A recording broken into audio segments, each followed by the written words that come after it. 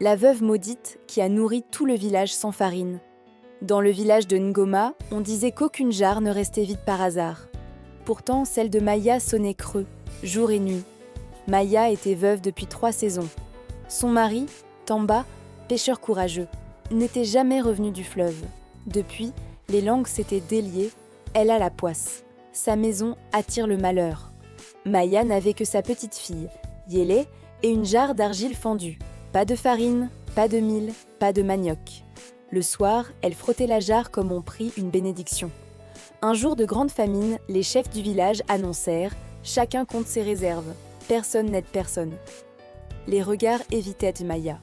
Elle sourit malgré tout, l'enfant dans les bras, et chuchota « Tant que mon souffle existe, tu mangeras ».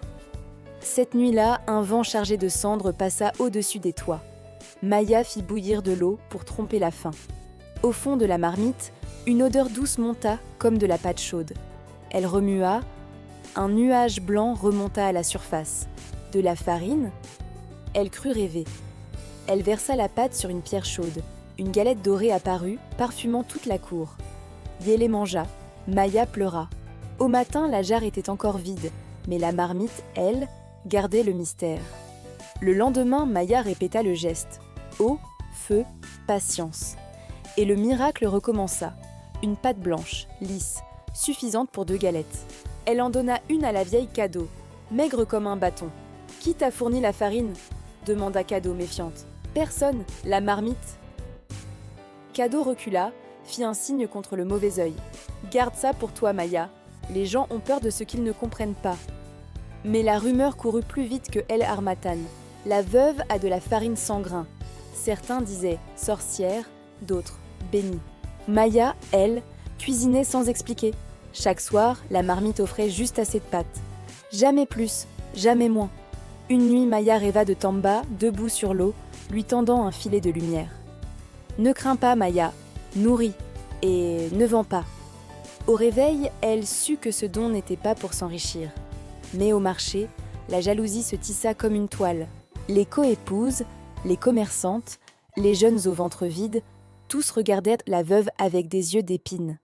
Et dans l'ombre, un homme souriait, le chef des greniers, Sola, celui qui contrôlait la famine comme on tient une corde au cou d'un village. Sola n'aimait pas les miracles qui ne passaient pas par sa porte. Il taxait la faim, vendait le secours, pesait l'espoir. Voir la cour de Maya se remplir chaque crépuscule de silhouettes discrètes, enfants, anciens, femmes seules, lui donna la nausée. « Qui nourrit sans semer détruit l'ordre », dit-il aux notables. On hocha la tête car la peur fait bouger le menton. Ce soir-là, Sola envoya 2 gardes observer la marmite. Ils revinrent troublés. « De l'eau devient pâte, chef, et la veuve ne touche ni sac ni jarre. » Sola serra les dents.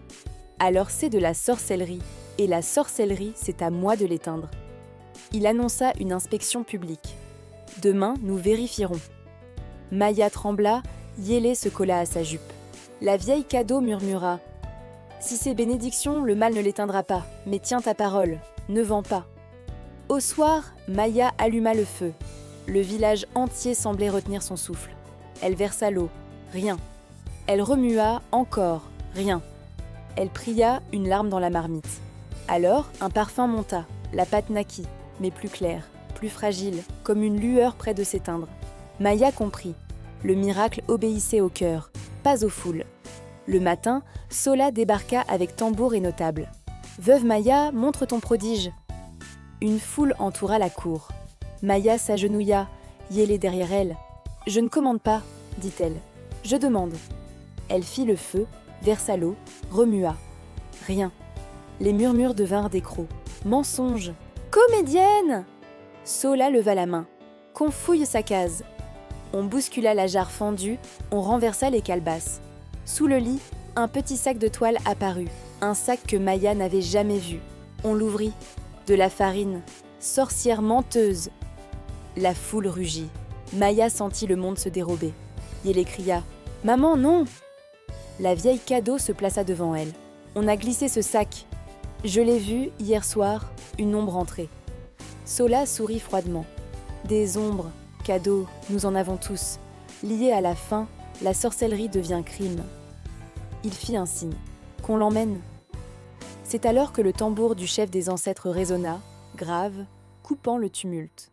Le doyen Lissou sortit un masque ancien enveloppé dans du tissu rouge. Une onde de silence tomba.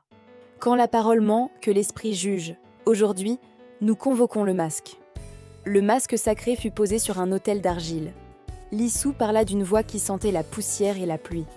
Masque des anciens, voix la veuve, voix la faim, voix la ruse. Les gens reculèrent. Même Sola avala sa salive. On demanda à chacun d'approcher, main sur le cœur, et de jurer. Les yeux du masque semblaient vides, et pourtant, il pesait. Sola jura d'une voix lisse. Les gardes imitèrent. La vieille Kado jura la vérité en tremblant. Maya, enfin, posa la main sur sa poitrine. « Si j'ai menti, que ma marmite sèche jusqu'à ma mort. » Un vent tiède passa, soulevant la poussière comme un voile. On entendit, clair, le tintement d'un grain.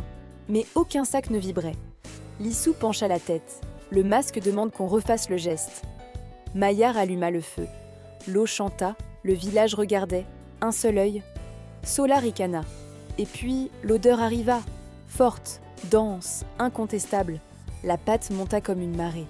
Maya, en larmes, en fit une galette et la tendit d'abord à Kado, ensuite au plus maigre des enfants. Le masque sembla s'incliner. Lissou déclara « Ce don n'est pas du marché, il est pour la communauté. Quiconque tentera de l'acheter maudira son nom. » Sola serra les poings. Une première fissure venait de courir dans son royaume de famine.